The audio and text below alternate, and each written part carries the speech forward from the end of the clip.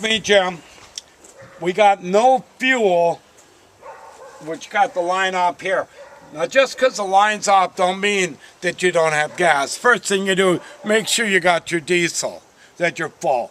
All right, next, never blow into this hose. Because what you'll do is you blow off your check valve and screen. And therefore you're in trouble right away. What I did is I put air to the diesel tank, and I got air coming out of here. That tells me that it's broke. Now this piece is what I bought new. Each piece is separate. You buy, and I bought the whole unit. I had them put it together for me for $3. Well worth it, because these little pins, if they get away from you, then you got to go back and buy another one. What happens is this plastic, after so much time from hot and cold, cracks. Once you get a little air sucking through, you're done. Now if your gas tank's all the way full, you won't have that. But as soon as your gas gets down, boom, you're in trouble. So we're replacing this today. All right, the first thing you got to do, there's two nuts, one on each side. You have to take those off, and you have to lift your cap. I already took my nuts off.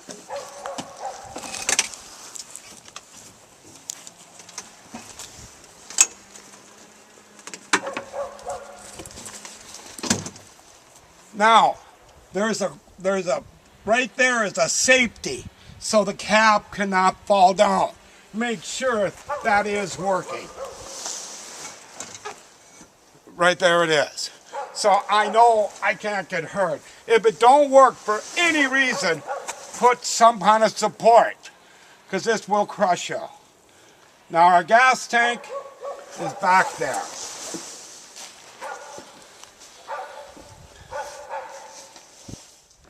All right, here's the new line, and I bought an extra foot because it's cheap. Now I'm duct taping it to the old line. This way, when we locate the line and pull it through, it'll already be threaded. Now we got it taped together, so when we pull the hose, it'll follow. We had to go plenty far up because it's a little oily and greasy, so you want to make sure it'll hold. Okay, next we got to locate the line. This is a blanket and pillow we laid down underneath the seat with the cab up so we could get in there. Your piece is right here. What we did is we felt around. You have to put one arm over this, feel the line, have somebody pull on the line. There's a nut you need to release on the other side so it's free.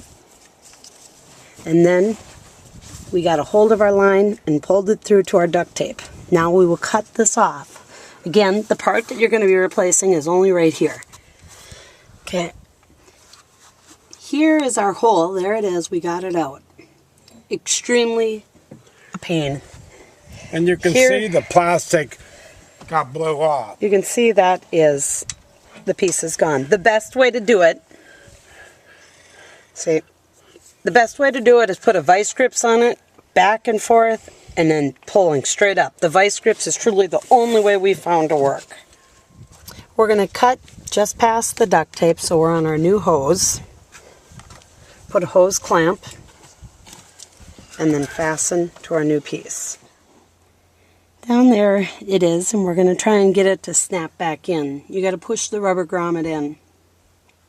Now in this video it looks like it went pretty fast, but it does take a little time working things around. It's hard to get into, so don't get discouraged if it takes you a while. It took us quite a while also. Okay, what we did is I put a big wrench down on it like this. Your position may be different. And then I got as straight up over the top as I could and pushed as much pressure, slow, steady pressure, pushing down hard, and just held it, and it went in. Just attach back to your bulb.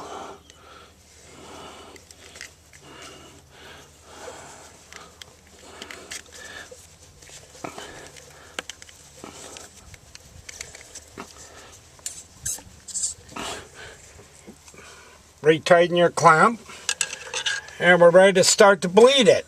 Pump up your bulb till she sort of gets a little tight. Then here on the fuel filter, loosen it up just a little bit so you get fuel coming out and get no air. And then tighten it back up.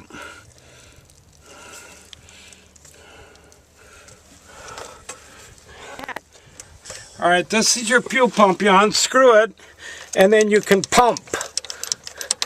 Try to get all the air out.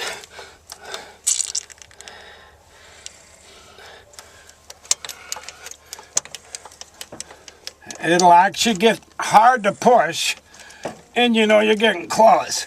Then you got to push it down and turn it.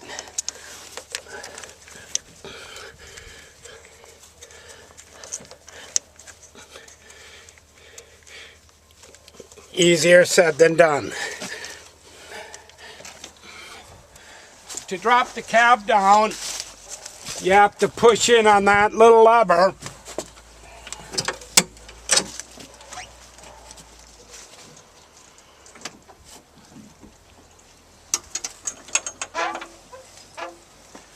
She'll go right on down. Replace the nuts with the little flat things.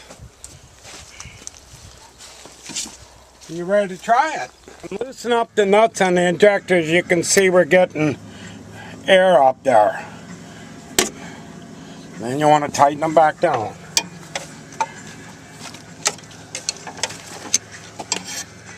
Having a little trouble starting, so he's loosening the 4 bolts on the injectors and bleeding them just a little bit. Once you get it, you'll see liquid comes out. Once you get the fuel, tighten it back up. Go back, tighten all 4 of them up.